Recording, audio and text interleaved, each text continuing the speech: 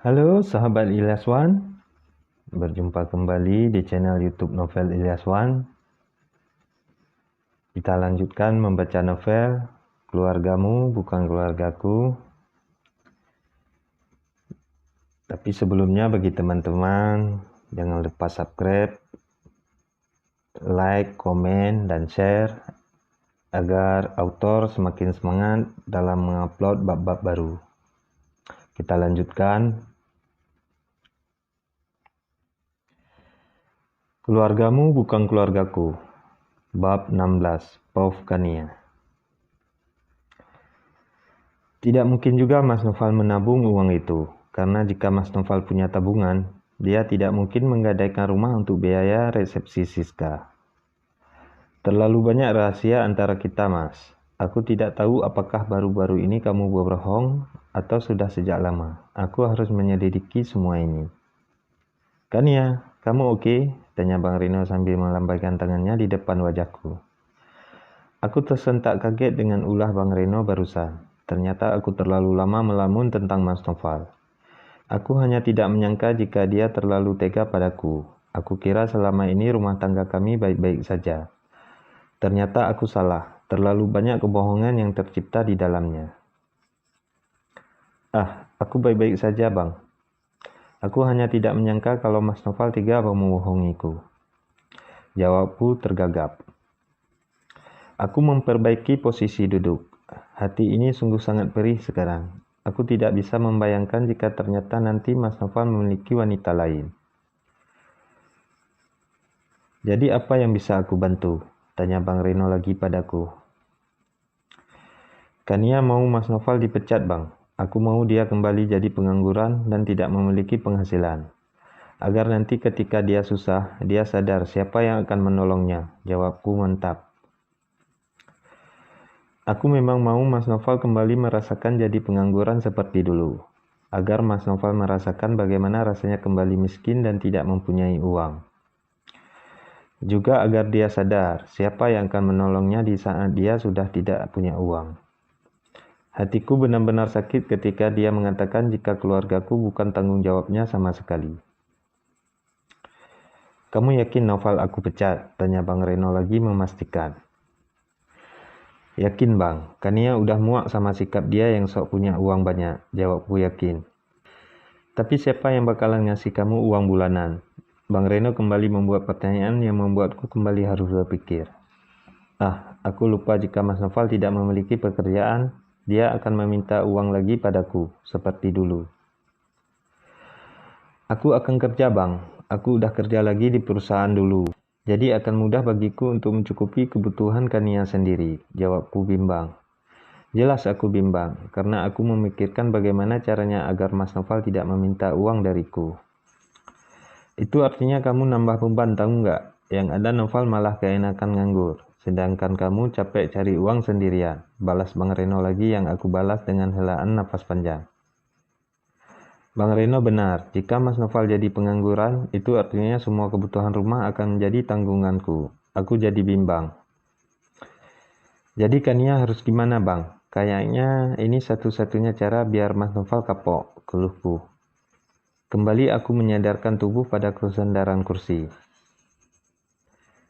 Gimana kalau Noval kita turunkan aja jabatannya? Bukankah selama ini dia mengaku jika gajinya hanya 5 juta sebulan? Kita wujudkan saja keinginan dia untuk menjadi staf biasa. Gaji pokok, uang makan, dan bonus totalnya 5 juta. Jelas Bang Reno sambil tersenyum ke arahku penuh arti. Emangnya bisa, Bang? Tanyaku lagi memastikan. Ya bisalah, lagian selama ini kinerja Noval juga nggak bagus-bagus amat. Cuma karena dia suami kamu, makanya dapat posisi bagus. Jelas Bang Reno lagi yang membuatku tersenyum lebar. Ide bagus, Bang. Dengan begitu, Mas Noval tetap mempunyai gaji untuk kehidupan kami sehari-hari. Sebelum kami pisah, jawabku lirih. Sebenarnya sangat sakit ketika aku mengatakan ingin pisah dengan Mas Noval. Pernikahan ini masih seumur jagung, masa aku harus menjanda di usia muda? Tapi jika sikap Mas Noval terus begitu, aku bisa apa? Tidak mungkin juga aku bertahan jika tidak bisa menemukan kebahagiaan dan kenyamanan. Bukankah suami istri itu harus saling berbagi dan saling melengkapi? Tapi sikap Mas Noval yang sangat perhitungan membuatku sakit hati dan membuat rasa cinta itu menjadi benci. Setiap melihat dia memanjakan keluarganya, aku menjadi semakin kesal. Karena hanya keluarganya saja yang dianggap ada, sedangkan keluargaku sama sekali tidak pernah dianggap. Loh, kamu mau pisah sama Noval? Jangan bercanda kan ya, sanggah Bang Reno cepat.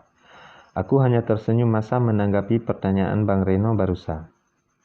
Permisi Mbak, Mas, ini makanannya, silahkan dinikmati. Tiba-tiba suara pelayan tadi kembali membuatku harus berhenti berbicara. Makanan yang kami pesan tadi sudah sampai di atas meja. Untung saja aku tidak memesan makanan apapun. Karena saat ini selera makanku menguap entah kemana. Makasih, ucapku sambil tersenyum. Setelah pelayan itu pergi, Bang Reno kembali menatapku lekat. Ternyata dia masih meminta jawaban atas pertanyaan dia tadi.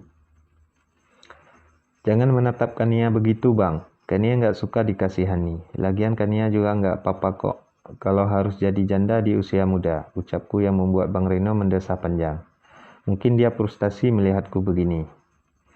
Bang Reno ini adalah sosok yang juga sangat peduli padaku. Dia sudah aku anggap sebagai abang, sama seperti Bang Ruli. Karena jarak usia kami yang lumayan jauh, makanya aku sangat dijaga dengan baik oleh mereka berdua. Apalagi mengingat Bang Reno hanya anak tunggal dan tidak memiliki saudara. Jawab dulu, kamu yakin mau pisah dengan Noval? Jangan bercanda dengan pernikahan, tegasnya yang membuatku semakin sedih. Aku nggak bercanda bang, Kania udah nggak kuat kalau harus begini terus. Apa-apa untuk keluarganya, sedangkan untuk keluarga Kania, Mas Noval sangat perhitungan, jawabku mantap.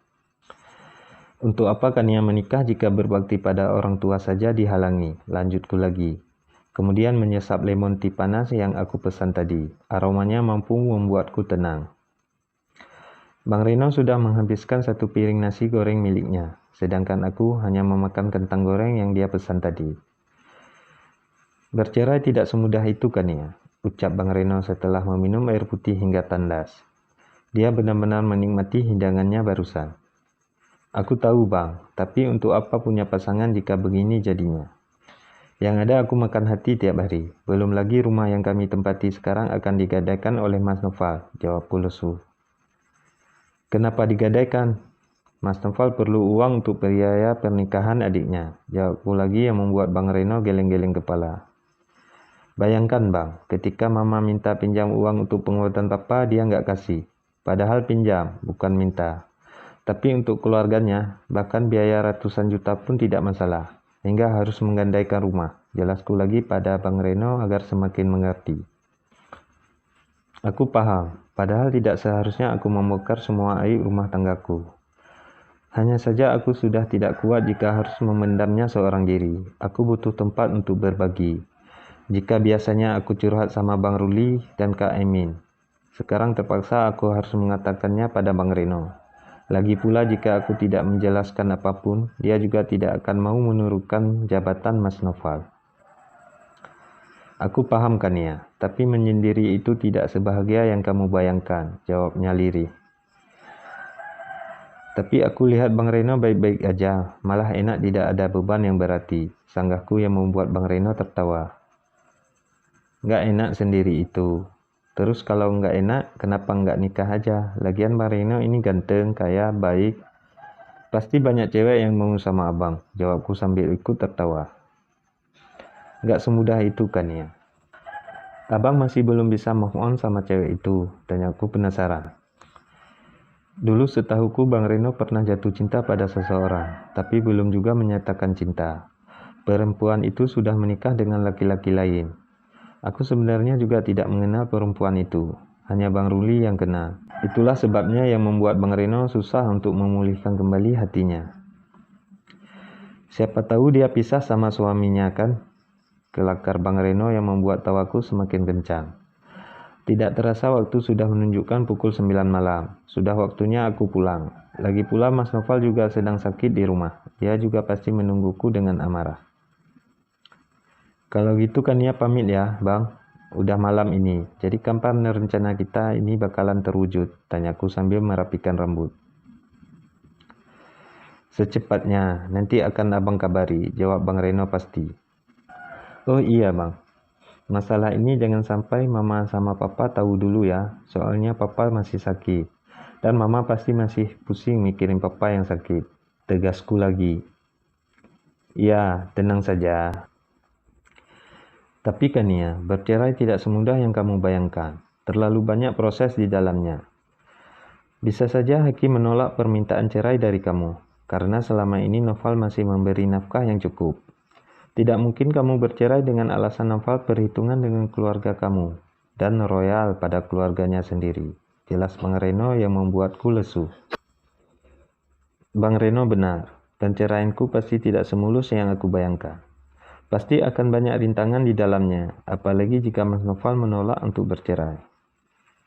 Aku harus bisa mendapatkan beberapa bukti kesalahan Mas Noval terlebih dahulu, agar jika suatu saat aku ingin mengajukan cerai, akan mudah. Kania tahu bang, aku berharap Mas Noval bisa sadar dan berubah setelah dia tidak memiliki gaji lagi, jawabku lesu. Aku tidak berharap lebih untuk Mas Noval berubah, karena aku tahu, jika sudah sifatnya seperti itu akan sulit untuk berubah. Ya udah, kamu hati-hati pulangnya.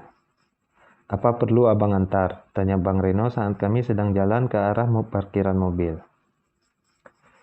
Gak usah bang, Kania berani kok. Lagian gak jauh juga. Sekali lagi makasih ya bang.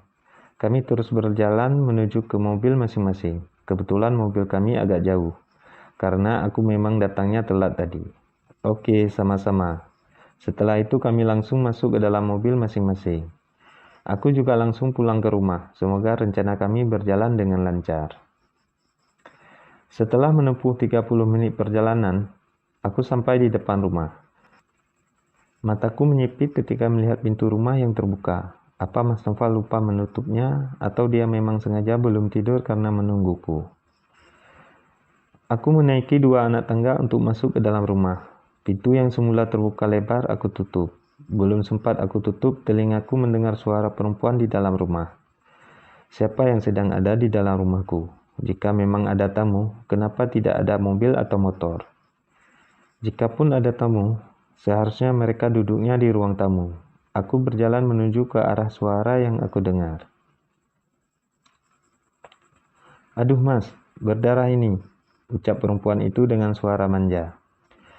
Jantungku berdegup kencang saat membayangkan apa yang terjadi di dalam sana. Tidak mungkin itu suara Siska, apalagi suara ibu. Jelas-jelas perempuan itu memanggil Mas Noval dengan sebutan mas. Aku harus tenang. Aku tidak boleh gegabah. Dengan cepat aku mengambil ponsel. Mungkin ini bisa menjadi bukti perselingkuhan Mas Noval.